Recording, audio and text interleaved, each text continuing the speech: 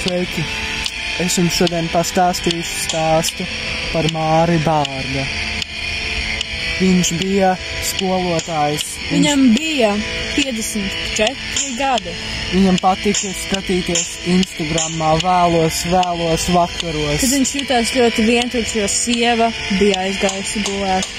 Viņam patika plikas meitenes ar lielām krūtīm skatīties. Viņam patika plikas meitenes. Un viņām visam bija 25. Skatīties. Viņam patika meitenes ar zivju lopām, kuras pa naudu tev pārdos bildes. Viņam patika skatīties plikas Skailām meičām. uz kailām. Vakaru, kad iegāju gramā, es ieraudzīju viņu. Viņa blonda, viņa jauna, viņa svaiga, viņa maiga.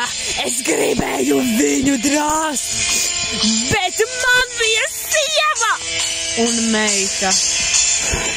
Nu tas gadi ir sodīgi, brīdi. Mārim Bārdai patīk plikas meitenes. Tās jaunās, tās svaigās, tās garšīgās.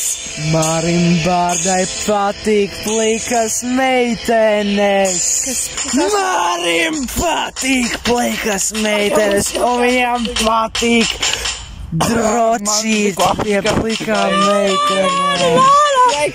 Zinājāt to, ka tā kā anālais seks var iedot STDs?